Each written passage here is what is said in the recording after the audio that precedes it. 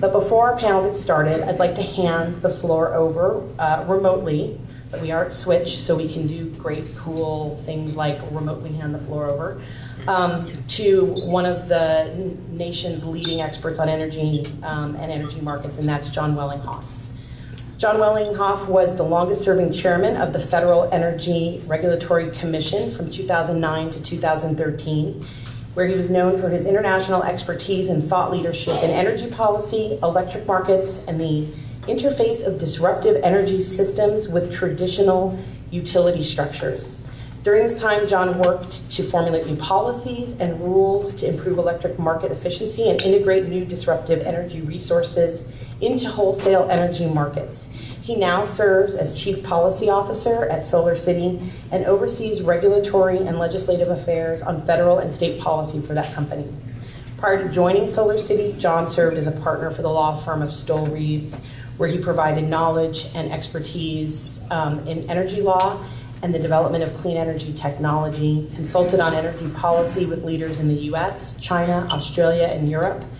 While at Stoll Reeves, Jon represented clients in emerging energy technology fields, including energy storage, demand response, big energy data analytics, and distributed generation. So now I'd like to introduce Jon Wellinghoff. And Jon, thank you so much for your time. Thank you.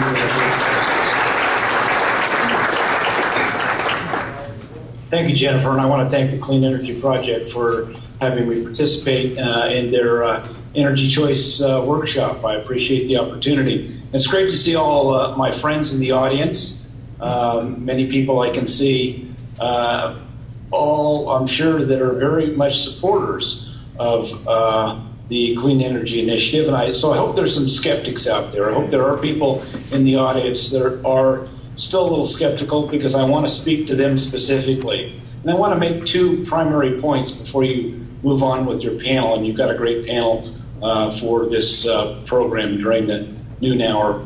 The first point I want to make is that I think Nevada does have the opportunity to be the future of energy technology and to be the future of clean energy resources. I talk quite a bit with colleagues around the country, and one lady I like to exchange views with is a good friend of mine, Lorraine Akiba, who is a commissioner from Hawaii.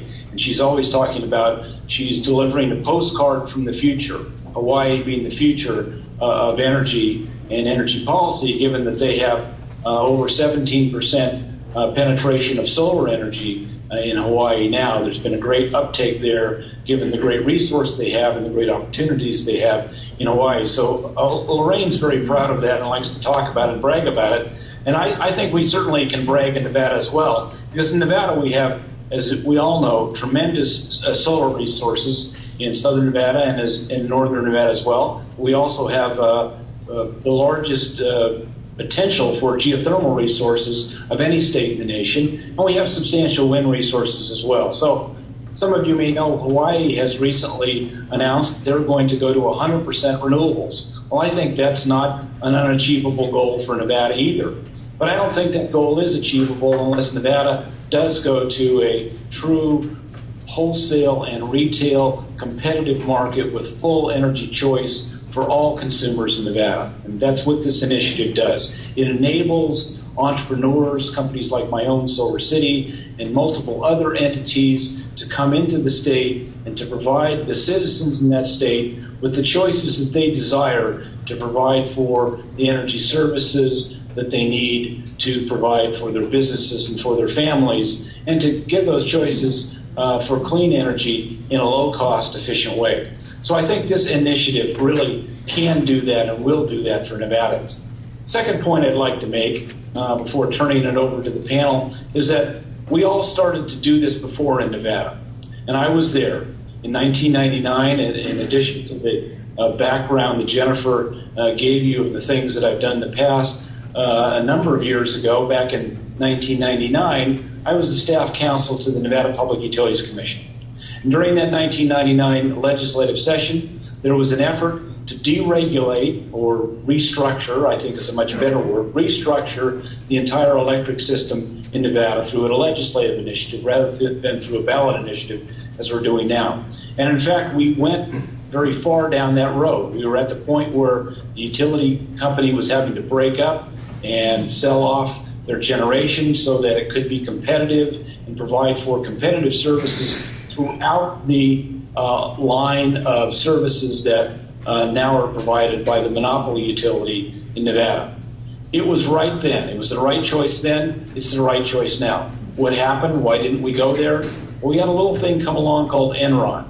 We had a number of actors in the Western market act in ways that were not only disruptive, but in fact fraudulent. They were making representations in the market that were ultimately causing that market to be manipulated, and manipulated in very significant ways.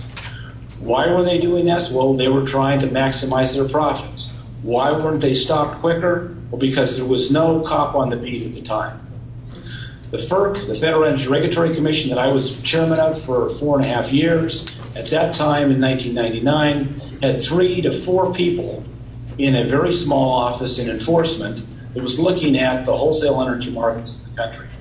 They had no enforcement authority over fraud and manipulation specifically. They had to look under their general powers of the Federal Power Act. They had no significant finding authority. Their finding authority was $10,000 a day, which the Enron people and the other people engaged in those fraudulent activities were making 100 times that a day. Their fraudulent activities meant nothing to them. And they had really no significant oversight in the markets themselves. That has all significantly changed. Since that time, in those 17 years since the Enron debacle, FERC has created an enforcement office partially under the time that I was chairman and actually prior to me being chairman based upon the 2005 Energy Policy Act that gave FERC significant authority of substantial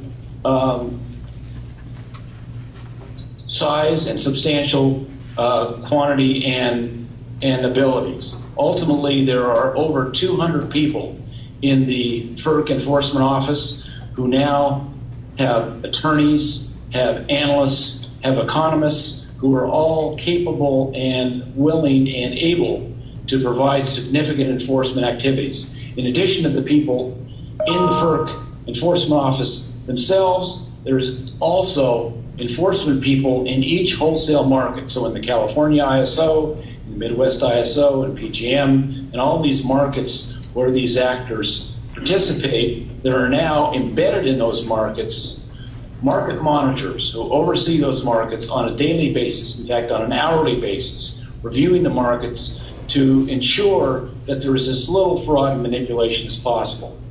Do we have no fraud at all in those markets whatsoever? No. There still are people who, think they're the smartest guys in the room. There are still people who try to do things to manipulate those markets and take money out of consumers' pockets. But I'll tell you, FERC and that enforcement office has the ability to shut them down very quickly. We shut down Barclays. We shut down J.P. Morgan. They were acting in ways in the California market. While I was chairman of FERC, it was not appropriate. And we fined them hundreds of millions of dollars.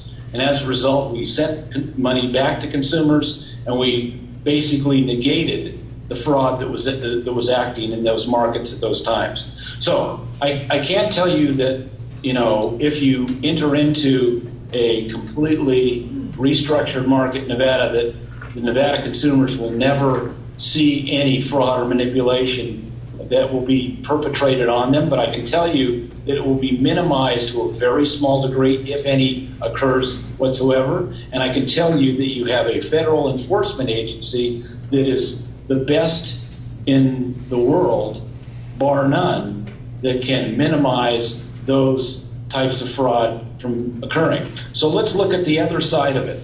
And I tried to do everything I could do to expand markets when I was at FERC. Why? Because number one, I knew that we had the authority to minimize fraud and ensure that the markets could operate fairly and in an open, transparent way to provide consumer benefits. And secondly, I knew from the data that we were able to gain through looking at how those markets operated, that in fact, by having those markets open, by having those markets operate in an effective, efficient, and competitive manner, we were in fact saving consumers literally billions of dollars.